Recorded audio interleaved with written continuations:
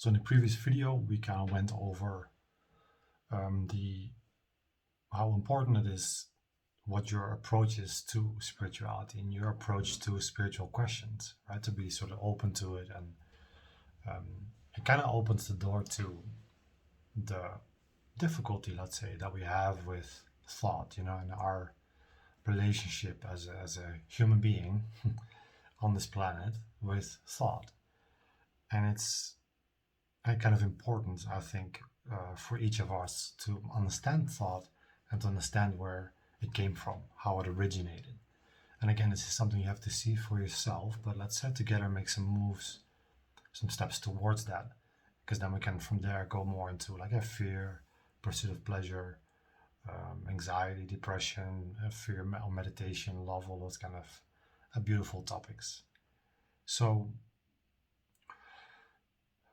thought is a huge topic, right? And it's something that once you know it, once you see it move, it's actually quite a simple and benign movement. And once you see why it's there and what it does, in particular at the root, where it hasn't created on any issues yet, it's quite a beautiful thing that evolution has come up with, right? Because every cell of our beings, that let's say, is involved in this, right? It's involved in evolution, in survival and reproduction. And human beings, we've gotten so good at surviving, right? We've gotten so good at making sure there's billions of us on this planet, right? And we kind of come from this blind field of evolution. All of a sudden we're there in the dark. We can't see. We don't know where we're going. We're stuck with memory that is really easily forgotten. We're stuck with needing to survive. We need thought in our brain to anticipate, to remember, to plan accordingly, to make better decisions tomorrow, right? To learn, to build knowledge upon knowledge, to become more specialized at all the different things that we now accept as normal in our day-to-day living. So thought has all been instrumental to that. We can't do without thought, right? And yet it's clear for most people that the movement of, let's say, looking forward to or looking up against can create a lot of suffering, right? And in particular in the last 20 years or so, with things like the power of now, we more and more can understand the play or the workings of time, and mostly psychological time, which is the movement or the mechanism of thought. It's just moving images.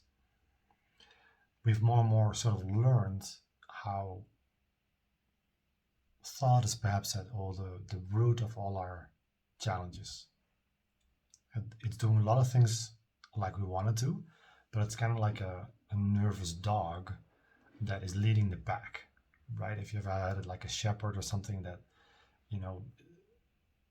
they need to be in second place from you. Otherwise they're going to so neurotically, they're going to walk all around and they really want to help, but they just don't know how to, right? And become very neurotic. And that's kind of like the same with the ego. It's so there for you, and thought. It's so there for you to, as a help. It wants to help you survive. It wants to help you be better tomorrow, right? It's from evolutionary standpoint, it's really there to help. It's really there to, when you were at darkest hour, to make sure that we as a human species could survive. So it's a beautiful gift, right? It's a beautiful tool. The issue is a little bit that as much as we use it for our physical survival, that we don't no longer need so much, right? We now really use it for our psychological survival. And so since we're so accustomed to identify with thought, it's something that constantly needs to be nourished, right? We constantly need to affirm our identity, the idea that we have of ourselves. It constantly needs to be fed with ideas, or with enjoying certain feelings, or looking forward to sex or food, or I'm going to have this tomorrow, I'm looking up against this tomorrow, or the idea of spiritual enlightenment, or the idea of being able to go to heaven, or how all these ideas we identify with, right? For a moment, we feel better. And that feeling of better is like, hey, that's sort of an evolutionary, like, oh, we're doing better, right? And with that goes all the tribal sort of movements of measuring yourself with other people, because that's important, right? And things like ostracism hurt, physically hurt a lot. We want to be accepted by other people because we're a pack animal, we're a social animal, right? And so there's a lot of that we really depend on other people. If you live in Italy and you're like, hey, maybe Catholicism isn't the best thing, and you're Protestant, good luck, right?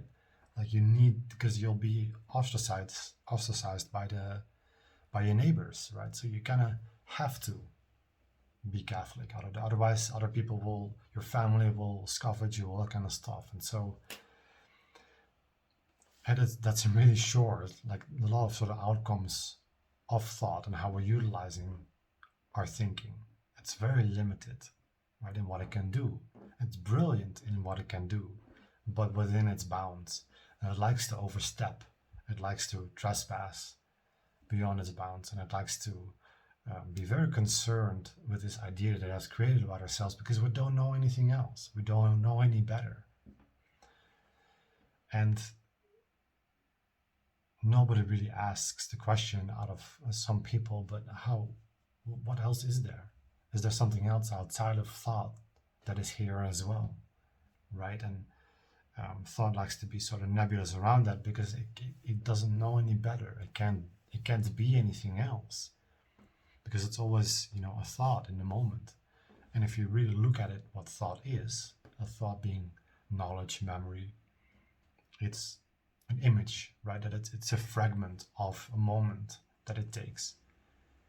As soon as it does that, when it takes a fragment from a whole, all of a sudden it's a dead thing. It's no longer a whole picture.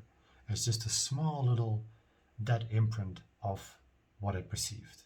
And then it says like, hey, I have this memory of this. And if you want to become a doctor, you can see how useful that is, right? In building knowledge. Like, hey, this went really well. So there's conclusion, there's knowledge, you build up on that. But when it comes to ourselves, living being, to constantly put that in dead images, constantly, right? Every second of the day, a million times. And it doesn't stop at night, it continues in different ways, and in a lot of ways way more aggressively. There's way more stronger images, we're so stuck in that. We're so stuck in the movements of this whole dream, of this illusion. So real pain comes with that,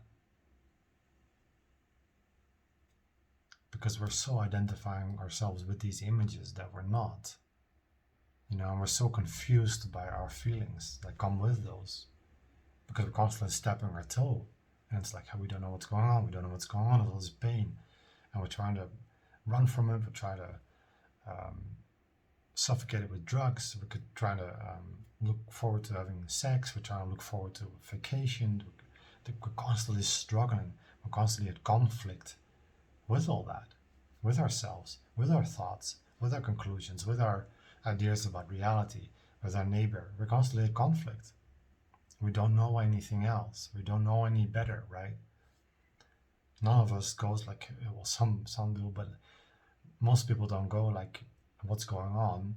I seem to be in a lot of pain. Drugs don't help. Psychologists don't help. CNN doesn't help. School doesn't help. My peers don't know. Nobody else knows. I'm looking, and even then, if there's like a spiritual authority out there that says like, hey, this is it, that's still not it. That's just an idea. That's just something that we can then have another conclusion about. Hey, this is what enlightenment is. This is what fear is. None of that is, it's just ideas. If you don't know, if you haven't seen it for yourself, it doesn't mean anything. If you don't know how these movements of thought, how they create all those things like fear or anxiety, depression, the suffering, of humankind in that way. So I thought it's something that's it's a really important topic, because it's what we consist of, and it's what gives us a lot of pleasure, but it also takes a lot of life away. It gives us a lot of suffering. It gives us a lot of anxiety and neuroticisms, right? It sort of stifles us from really experiencing life. And so, of course, the evolutionary drivers of survival and reproduction are super strong, right? So